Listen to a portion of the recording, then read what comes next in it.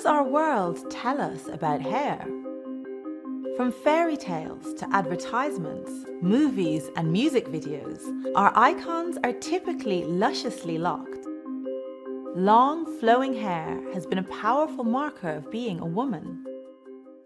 But that's not how Afro-textured hair grows.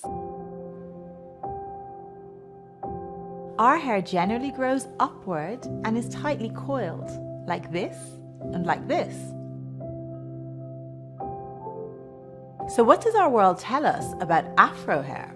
Black students at the prestigious Pretoria High School for Girls protested a clause that banned wide cornrows, braids, and dreadlocks.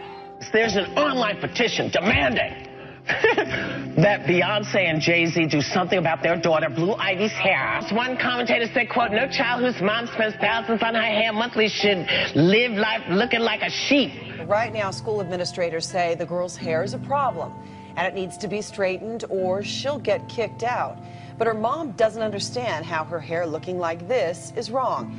Mystic Valley Regional Charter School says the two sophomore students' hair extensions violates its dress code. So they're being disciplined with detention and are prohibited from taking part in extracurricular activities. Mainstream beauty doesn't have black women in mind. Instead, black women with Afro hair are expected to conform to an aesthetic that values straight hair. That desire for straight hair is a construct that started during colonization.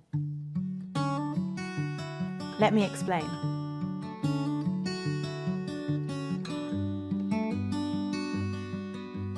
From my earliest memories, my hair was presented as a problem that needed to be managed.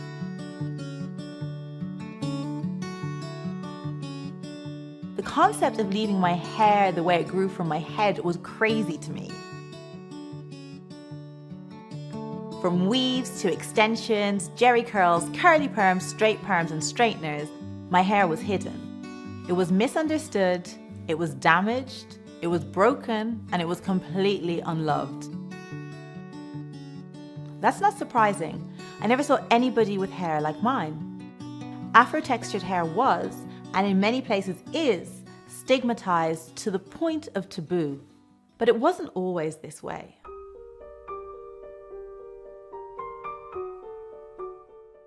In the mid-1400s, Alvise Cadamosto made 2 trips to Africa. In his journal, he wrote this about the people in West Africa. Both sexes go barefooted and have no coverings to their heads, and weave and tie their hair, though short, into neat tresses. Neat tresses. Cadamosto's accounts were positive, partially because transatlantic enslavement didn't exist yet. There was no imperative to dehumanize Africans.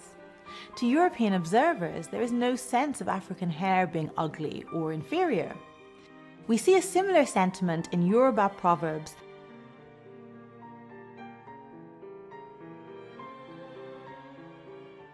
And the Mende described beautiful hair with the word potongo, which means it is much, abundant, plentiful. In reference to hair, the root word poto means long and thick. What contributed to the major shift in black hair? Slavery.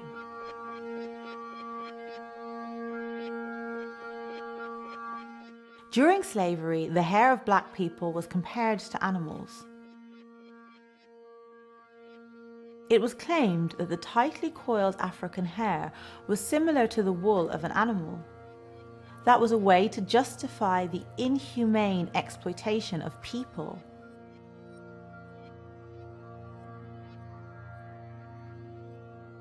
During slavery, a hierarchy emerged where there was a status attached to having more European features. Those with these features, including looser textured hair, while still denied access to basic human rights, sometimes had more opportunity.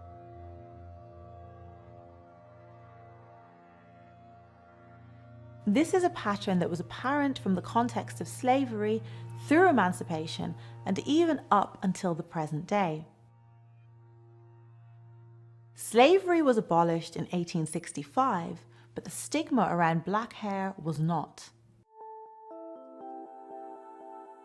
After slavery, chemical hair straightening products for black people gained popularity. It was seen as one of the few avenues that could provide financial empowerment to black women at a time when those opportunities were practically non-existent. It was seen as a way to elevate their status, so they were marketed with an emphasis on beauty, personal success, and the uplift of the entire race.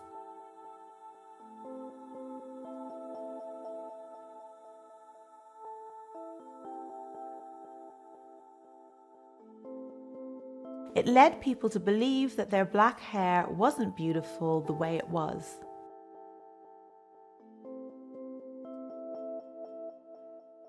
But a century after the abolition of slavery, black hair and the afro reigned supreme again. The civil rights movement and the Black Power movement became a motivating force that disrupted European beauty standards. Some black American men and women began to move away from the relaxers and embrace the natural coils and curls that grew from their heads.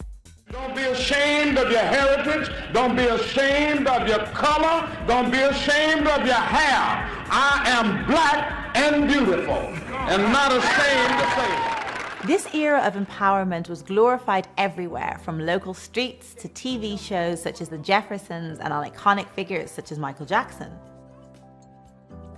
Fast forward to today, and while black hair is still not widely accepted, it is being celebrated at events like Curlfest, in TV commercials, and it's even emerging on red carpets and runways.